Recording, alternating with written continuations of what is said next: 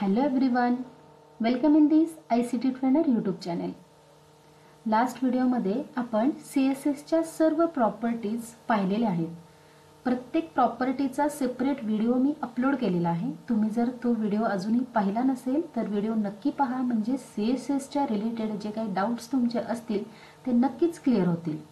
म्हणजे CSSच्या रिलेटेड मी font property, text property, border property, background property आणि मार्जिन प्रॉपर्टी या सर्व प्रॉपर्टीचा वेगवेगळा व्हिडिओ मी अपलोड केलेला आहे.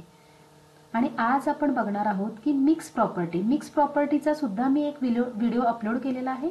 आणि आज मी तुम्हाला मिक्स प्रॉपर्टी बद्दल, म्हणजेच हेड बॉडी टॅग मध्ये जर आपण वेगवेगळ्या इन्फॉर्मेशन साठी वेगवेगळे फॉन्ट, वेगवेगळे प्रॉपर्टीज कशा पद्धतीने यूज करू शकतो ते आजच्या व्हिडिओमध्ये आपण पाहणार आहोत. तर हा तुम्हाला दिसतोय समोर नोटपॅड मध्ये मी टाइप केलेला CSS विथ HTML चा कोड.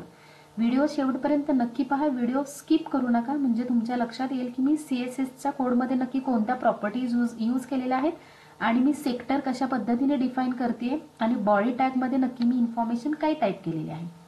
आता या नोटपॅड मध्ये मी या स्टाईल टॅग नंतर इथे पाहू शकता तुम्ही बॉडी सेक्टर डिफाइन केलेले आहे आणि या बॉडी सेक्टर मध्ये मी बॅकग्राऊंड कलर, फॉन्ट आणि फॉन्ट साइज या प्रॉपर्टीज यूज केलेल्या आहेत. म्हणजे काय तर मी या बॉडी टॅगच्या अंडर ऍक्च्युअल जी इन्फॉर्मेशन टाइप केलेली आहे त्या सर्व इन्फॉर्मेशनला मला background colour yellow, font family Algerian आणि फॉन्ट साइज 40 पिक्सेल ठेवायचे आहे. सर्व इन्फॉर्मेशनला जी मी बॉडी टॅगच्या अंडर टाइप केलेली आहे त्या सर्व इन्फॉर्मेशनला.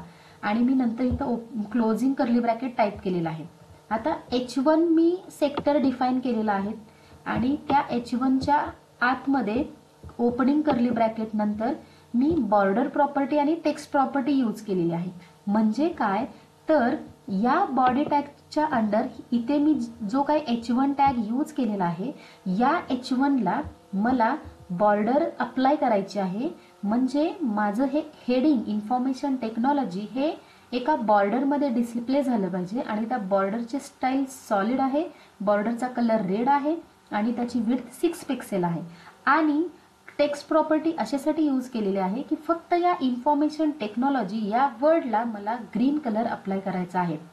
बॉडी टॅगच्या अंडर जी काही इन्फॉर्मेशन आहे त्या सर्व इन्फॉर्मेशनला मला ग्रीन कलर अप्लाय करायचा नाही, तर फक्त मला H1 मध्ये मी इन्फॉर्मेशन टेक्नॉलॉजी हे जे टाइप केलेलं आहे त्या इन्फॉर्मेशनला मला ग्रीन कलर अप्लाय करायचा आहे. आणि मग मी बॉडी टॅग क्लोज केलेला आहे इथे आणि HTML टॅग क्लोज केलेला आहे. ही फाईल कशा पद्धतीने आपण सेव्ह करतो हे तर तुम्हाला सर्वांना माहितीच आहे. फाईल टॅग मध्ये जाऊन तुम्ही सेव्ह ॲज म्हणा आणि मी इथे मिक्स प्रॉपर्टीज न्यू हे नाव दिलेलं आहे .html, mix properties new .html save करते. ही फाईल ऑलरेडी सेव्ह असल्यामुळे do you want to replace it? Yes. आता मिक्स प्रॉपर्टीज न्यू या नावाने ही माझी फाईल सेव्ह झालेली आहे. आता आपण आउटपुट चेक करूया.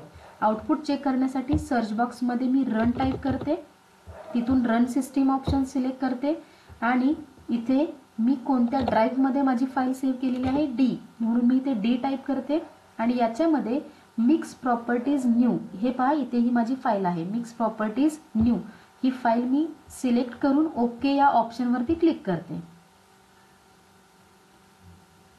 येस, तुमच्या लक्षात येईल मी फक्त इन्फॉर्मेशन टेक्नॉलॉजी याला फक्त बॉर्डर अप्लाय केलेली होती H1 सेक्टर मध्ये आणि फक्त याच इन्फॉर्मेशन टेक्नॉलॉजीला मला ग्रीन कलर द्यायचा होता, म्हणून फक्त याच इन्फॉर्मेशन टेक्नॉलॉजी या टेक्स्टला ग्रीन कलर अप्लाय झालेला आहे आणि बाकी खालील इन्फॉर्मेशनला by default black colour apply झालेला आहे. आणि त्याची फॉन्ट पण पहा, याला फक्त खाली या इन्फॉर्मेशनला अल्जेरियन फॉन्ट अप्लाय झालेला आहे. हा आहे फरक. आता मी जर तुम्हाला सेम कलर याच्यातून चेंज केला टेक्स्ट कलर, तरी इथून टेक्स्ट कलर चेंज होऊ शकतो. ग्रीनच्या ऐवजी मी रेड करते, फाईल सेव्ह करते आणि पुन्हा ब्राउझर मध्ये येऊन मी माझी फाईल रन करते, रिफ्रेश. येस, आलं लक्षात? अशा पद्धतीने हे आहे आपलं आउटपुट. थँक्यू.